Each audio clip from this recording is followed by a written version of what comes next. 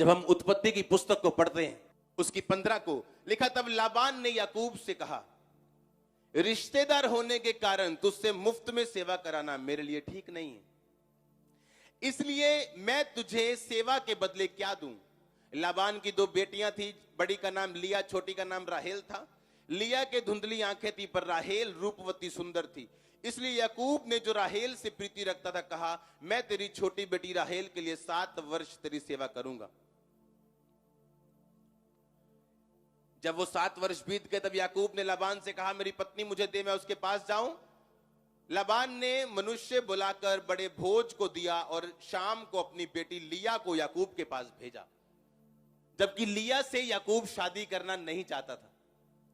और जब सुबह, पुराने टाइम में लोग, आपको पता है अभी ये खत्म हुआ 50-60 साल पहले की शक्लें भी दिखती नहीं थी हस्बैंड वाइफ को, अगले दिन मालूम होता था क्या है ये। यहां भी ऐसा था, जब अगले दिन वो देखता है तो बोलता है कि तू तो वो है ही नहीं।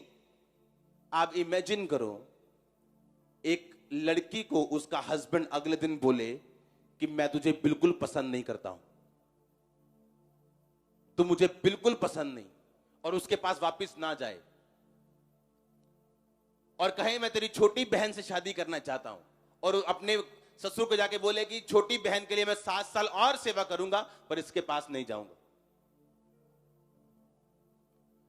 कई बार जिंदगी आपको डिमोरलाइज कर देती है, आपको दुखी कर देती है, वो आपका उत्साह खत्म हो जाता है, आपको लगता है जिंदगी खत्म हो गई। और बाइबल कहती, लिया जब डिमोरलाइज हुई, जब वो निराश हुई और दुखों के पहाड़ को जब उसने अपने आप को टूटता हुआ देखा, तो भी उसने अपनी जगह से हिलने का फैसला नहीं किया।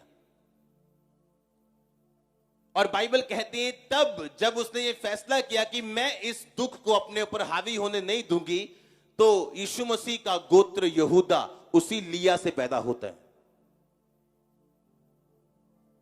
राहेल से नहीं, उसी लिया से जिससे याकूब प्यार नहीं करता था। अपनी लाइफ के उन हिस्सों में जहां आप डिमोरलाइज हैं, जहां आप बिल्कुल निराश है, खत्म हो चुके, ऐसा लगता है आपको अपनी लाइफ, उस लाइफ को परमेश्वर के हाथों में दे दो और पवित्र आत्मा की अगुवाई से चलो। और जब वो इवेंट्स को, घटनाओं को आपके सामने से एक एक करके हटाएगा, आप अपने आप को इस दुनिया का सबसे किस्मत वाला इंसान पाएंगे, आप देखना। और जो शैतान आपको कह रहा था कि तू दुनिया की सबसे बदकिस्मत औरत है, कि तेरे पति ने पहले दिन में तुझे रिजेक्ट कर दिया और तेरे पास नहीं आया, और वही परमेश्वर तुझे बोलेगा कि तुझे इंसान ने रिजेक्ट किया, लेकिन मैं तुझे इस दुनिया का सबसे खुशकिस्मत बनाऊंगा, क्योंकि मैं अपने बेटे यीशु मसीह का गोत्र तेरे अंदर से पैदा करूंगा, राहेल के अंदर से नहीं। आमीन।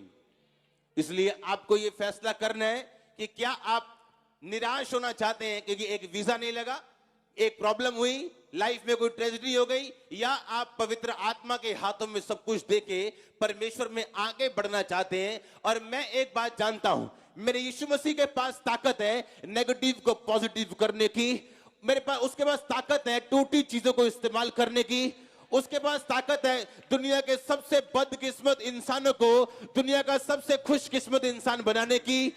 मैंने कहा उसमें ताकत है, वो ताकत आपकी जिंदगी में एंटर करे यीशु मसीह के नाम में। हालेलुया, जोर से बोलो हालेलुया, आमीन। आप तैयार हैं परमेश्वर में चलने के लिए? उसमें ताकत है।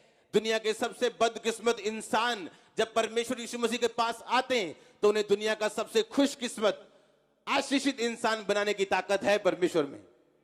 आमीन। तो मैंने पूछा, क्या आप तैयार हैं?